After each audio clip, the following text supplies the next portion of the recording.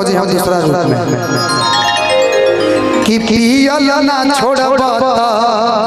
कुछ कर जाए खीरौरे गिरिए कहतनी हम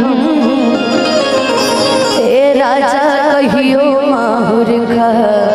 के मर जाए पियल ना छोड़ब त कुछ कर जाए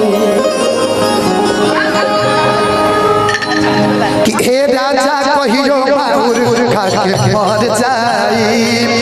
पियल ना छोड़ब त कुछ कर जाए हे राजा कहियो माहुर खा के मर जाए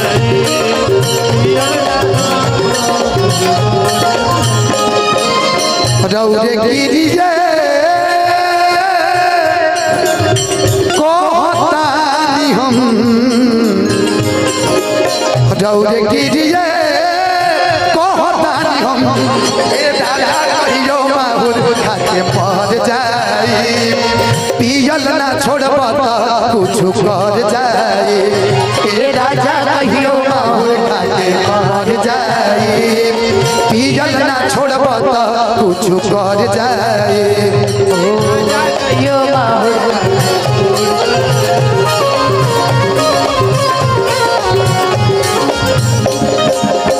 आधी आधी रतिया के भाटा पर से अवेले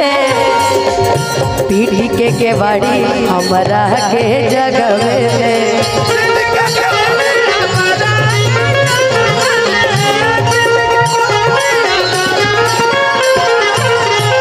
कि मारे खातिर दौरस लेके कि मारे खातिर दौरस लेके बसवा के बेटा और पी के रोज करे ले डरामा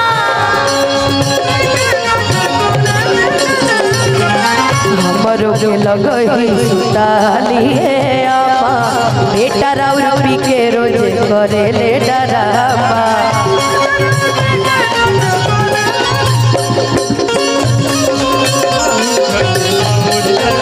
पियल ना छोड़ब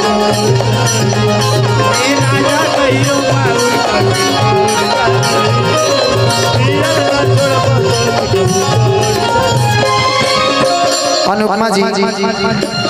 औरत के सुना ढेर दिन सहनी अब नहीं सहब अब बड़ पी के घर अम्मा जी से कह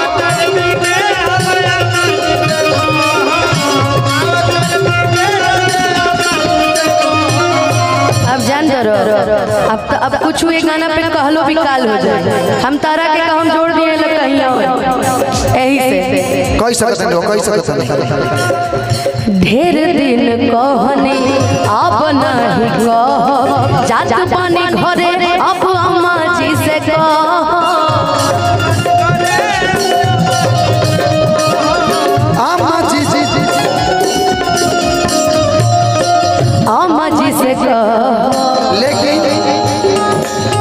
इहे रहन रही तो हम कैसे रही तो डाल के किरासन तेल जर जाई पियल ना छोड़ब त कुछ कर जाई ए राजा कहियो माहुर खा के मर जाई पियल ना छोड़ब त कुछ कर जाई